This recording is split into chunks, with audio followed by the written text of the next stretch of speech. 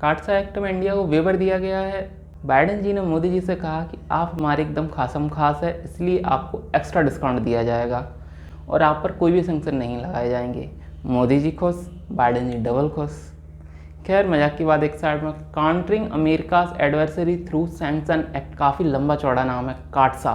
2017 में इस बिल को फाइनलाइज किया गया था और अमेरिकन प्रेसिडेंट उस वक्त डोनाल्ड ट्रंप थे जिन्होंने इस पर साइन किया था। जब इंडिया ने S-400 मिसाइल डिफेंस सिस्टम रसिया से परचेज़ किया और उसकी पेमेंट की, तो इंडिया पर इस एक्ट के थ्रू सैंक्शन लगने के चांस बन गए। काफ़ी टाइम से बात चली है कि अमेरिका इंडिया पर सैंक्शन लगा सकता है। कुछ टाइम पहले इंडियन पार्लियामेंट में हमारे विदेश मंत्रालय से ये क्वेश्चन पूछा गया था, क्या अमेरिका हमारे ऊपर सैंक्शन लगा सकता है। तब गवर्नमेंट ने पार्लियामेंट में साफ कहा था कि हाँ, काफ़ी हद तक चांस है कि अमेरिका हमारे ऊपर सैंक्शन लगा सकता है और हम उसी का इंतज़ार कर रहे हैं। लेकिन फाइनली काफ़ी टाइम बीतने के बाद अब अमेरिकन पार्लियामेंट से एक बिल पास किया गया है जिसमें इंडिया को एक ऐसा एक्सेप्शन डाला गया है और उसे वेवर दिया गया है। उन्होंने ये बात मानी कि इंडिया का 60% डिफेंस इक्विपमेंट रसिया से आता है और रसिया एक बहुत बड़ा पार्टनर है इंडिया का। इसी वजह से उस पर इस तरह के सैंक्शन लगाना इंडिया और यूएस के रिलेशन के लिए खतरा है, इंडिया और यूएस के रिलेशन को बिगाड़ेगा। इसलिए इंडिया को स्पेशल वेवर दिया जाएगा। इंडिया दुनिया की इकलौती और पहली ऐसी कंट्री होगी जिसे काटसा एक्ट में वेवर दिया गया है। इससे पहले जब चाइना ने S-400 मिसाइल डिफेंस सिस्टम रसिया से परचेज किया था तो चाइना के ऊपर भी सैंक्शन लगे थे। टर्की ने भी यही डिफेंस सिस्टम परचेज किया तो टर्की पर भी सैंक्शन लगाए गए थे, जबकि टर्की खुद एक नेटो का पार्ट है। लेकिन इंडिया को इस चीज़ में रिलीफ दिया गया है। तो बेसिकली काटसा को 2017 में पास किया गया था। तब भी अमेरिकन प्रेसिडेंट डोनाल्ड ट्रंप ने ये बात कही थी कि काटसा एक्ट में रसिया को शामिल करना आगे जाकर अमेरिका के लिए एक बहुत बड़ा सरदर्द होगा, और ठीक वैसा ही हुआ। काटसा एक्ट जब बनाया गया था उसका मेन मोटिव था तो वो था कि अमेरिका के जो विरोधी देश हैं उनको काउंटर करना बाई सैंक्शन, ना कि मिलिट्री भेज के या किसी और तरीके से उनको कंट्रोल करना। इस एक्ट के अंदर ईरान, नॉर्थ कोरिया और रसिया से अगर आप कोई डिफेंस इक्विपमेंट परचेज करते हैं जो कि 15 मिलियन US डॉलर से ज़्यादा का है तो आप पर सैंक्शन लगाए जाएंगे। ईरान को इसमें शामिल किया गया था क्योंकि वो मास डिस्ट्रक्शन वेपन बना रहे थे, जैसे कि न्यूक्लियर बम बनाने की कोशिश कर रहा है ईरान। नॉर्थ कोरिया में पहले से ही सैंक्शंस थे और रसिया को इसी वजह से शामिल किया गया था ताकि अमेरिका उनको काउंटर कर सके और उनके डिफेंस इंडस्ट्री को बर्बाद कर सके, क्योंकि रसिया एक मेजर एक्सपोर्टर है डिफेंस का। दुनिया भर के कई सारे देश रसिया से बहुत सारे डिफेंस इक्विपमेंट परचेज करते हैं जिससे उनकी इकोनॉमी को फ़ायदा होता है और वो उसको अमेरिका के खिलाफ यूज़ करते हैं।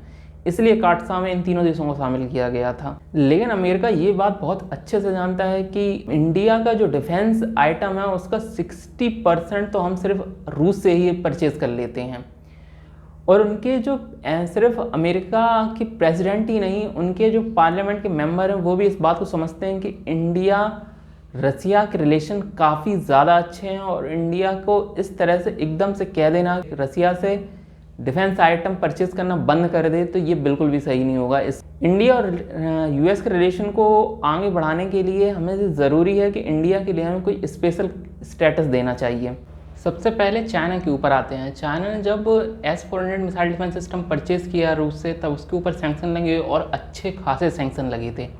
उसके बाद टर्की ने जब परचेज़ किया तो टर्की ऊपर भी सैंक्शन लगाए गए थे, लेकिन चूँकि टर्की एक एलाय है नेटो का और अमेरिका का, इस वजह से उस पर जो सैंक्शन लगाए थे वो काफ़ी लाइट थे। दूसरी ओर मलेशिया के ऊपर आए तो मलेशिया भी रसिया से Su-35 खरीदने वाला था। वो डील भी अटकी पड़ी हुई काटसा की वजह से, क्योंकि अगर जैसे ही वो उसका पेमेंट करेंगे और उस डील को फाइनलाइज करेंगे उनके ऊपर सैंक्शन लगने का खतरा आ जाएगा और मलेशिया ये सब बिल्कुल नहीं चाहता है। और वहीं अगर सैंक्शन की ही बात की जाए तो सैंक्शन बेसिकली दो टाइप के होते हैं।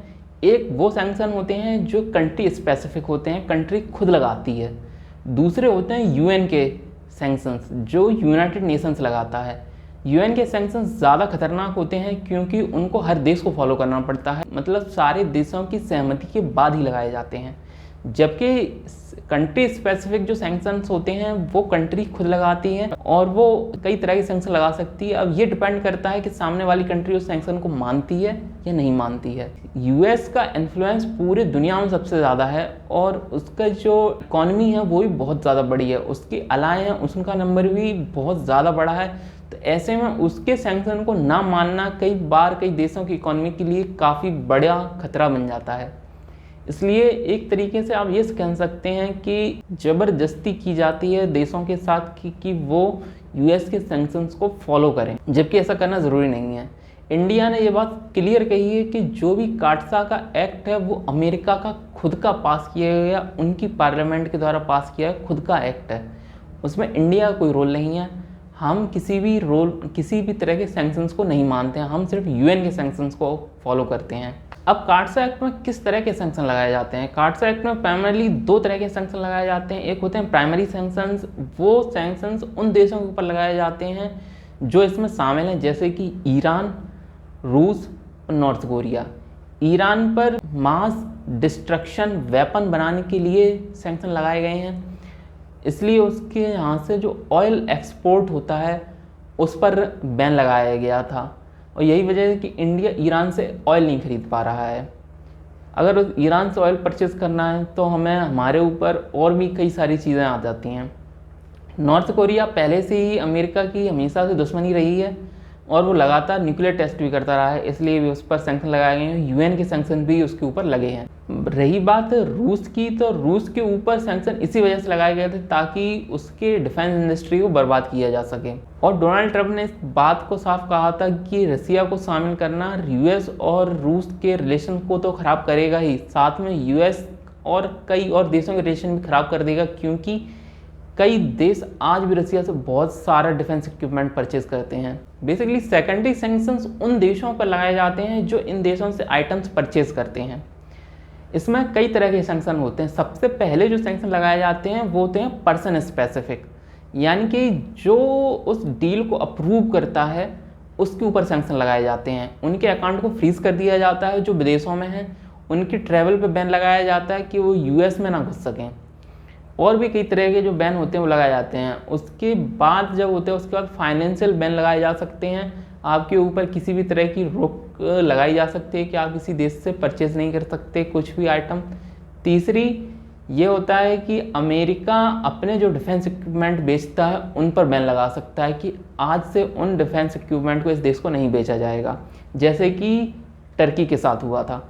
टर्की के जो अप्रूव किया था जिस उस डील को, उन लोगों पर सैंक्शंस तो लगे थे ही, साथ में F-35 प्रोग्राम में जो टर्की शामिल था उसको भी उससे बाहर कर दिया गया था। अगर इंडिया के ऊपर काटसा के अंदर सैंक्शन लगते तो किस तरह के सैंक्शन लगते? इंडिया पे जो सैंक्शन सबसे पहले लगाए जाते हैं वो होते हैं पर्सन स्पेसिफिक। जो लोग S-400 डील को मंजूरी देते हैं उनके ऊपर सैंक्शन लगते। अब आखिर मंजूरी देता कौन है? हमारे यहाँ पे जो डिफेंस कैबिनेट होती है, मतलब जो लोग एक साथ मिलकर कि हमको किसी देश से क्या चीज़ खरीदनी चाहिए क्या नहीं खरीदनी चाहिए, उन सारे लोगों पर लगता और हमारे डिफेंस मिनिस्टर पर लगता, क्योंकि लास्ट अप्रूवल डिफेंस मिनिस्टर की तरफ से ही आता है। तो राजनाथ सिंह पर बैन लगता ट्रैवल को लेकर, वो यूएस नहीं जा सकते थे। उसके बाद दूसरा, सभी के अकाउंट फ्रीज करे जाते हैं जो विदेशों में हैं, ऑब्वियसली इंडिया में नहीं कर सकते वो। उसके बाद यूएस ये कह सकता था कि हमारे साथ जो भी डिफेंस डील की गई हैं हम उनको भी हम रद्द करते हैं। जैसे कि हम रोमियो हेलीकॉप्टर परचेज करने वाले थे, उनको हो सकता है उन पर रोक लगा दी जाती। कई सारे और डिफेंस इक्विपमेंट जो हम परचेज करते हैं यूएस से, उन पर भी रोक लगा दी जाती। लेकिन अमेरिका ये बात बहुत अच्छे से समझता था कि आज की डेट में जहाँ चाइना को काउंटर करने के लिए इंडिया का साथ होना बहुत बहुत ज़्यादा ज़रूरी है। यूएसए ज़रा भी नहीं चाहता है कि चाइना और इंडिया रिलेशन नॉर्मल हो, और जितनी दूरी हमारी अमेरिका से बनेगी उतनी नज़दीकें हमारी रूस और चाइना से बढ़ती चली जाएंगी। इसीलिए इंडिया को स्पेशल वेवर दिया गया है। अगर वो इम्पोज करना चाहते सैंक्शन तो कर सकते थे, बहुत लाइट सैंक्शंस वो लगा सकते हैं, सिर्फ कुछ लोगों पर भी बैन लगा देते जो हमारे ज़रूरी नहीं है। हो सकता है हमारे डिफेंस मिनिस्ट्री में से कुछ ऐसे अधिकारी होते जिनके ऊपर बैन लगा दिया जाता, और वो कौन सा ही अमेरिका जाने वाले ही थे। और ये सैंक्शन परमानेंट तो होते नहीं हैं, मुश्किल से 6 महीने 12 महीने या 18 महीने के बाद ये सैंक्शन लिफ्ट कर लिए जाते और सारी चीज़ें नॉर्मल हो जाती। लेकिन फिर भी उन्होंने इंडिया के लिए एक प्लीजेंट जेस्चर दिखाया और इंडिया को वेवर दिया। लेकिन अभी ये एक्ट पास नहीं हुआ है, ये एक्ट सिर्फ हाउस ऑफ रिप्रेजेंटेटिव से पास हुआ है, जो कि उनकी लोअर हाउस है। बेसिकली इसके अटकने के जो चांसेस थे वो लोअर हाउस में ही थे, क्योंकि वहाँ पर रिपब्लिकन की मौजूदगी कम है और डेमोक्रेट्स की मौजूदगी ज़्यादा है, और डेमोक्रेट्स इंडिया को उतना ज़्यादा पसंद नहीं करते हैं जितना रिपब्लिकन करते हैं। वहाँ से भी एक्ट 300 से ज़्यादा वोट के साथ पास हो गया। अब ये वो जो एक्ट है वो जाएगा सीनेट में, और उसके बाद जाएगा प्रेसिडेंट जो बाइडन के डेस्क पे।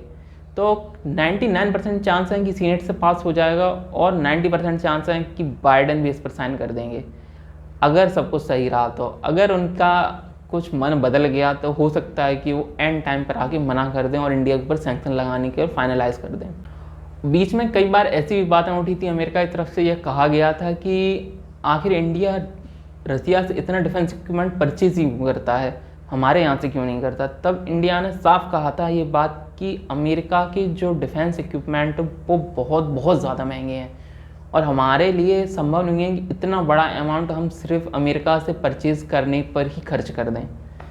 इसलिए जो रसिया से हम डिफेंस इक्विपमेंट परचेज़ करते हैं वो अमेरिका की तुलना में काफ़ी सस्ता होता है, और सबसे बड़ी चीज़ हमारे यहाँ टेक्नोलॉजी ट्रांसफ़र होती है। वो हमारे यहाँ आकर इक्विपमेंट्स बनाते हैं, हमें सिखाते हैं, इसलिए फ्यूचर में जो स्पेयर पार्ट्स होते हैं वो भी हम खुद ही डेवलप कर लेते हैं, और उनकी कमी नहीं होती ऐसी कुछ खास।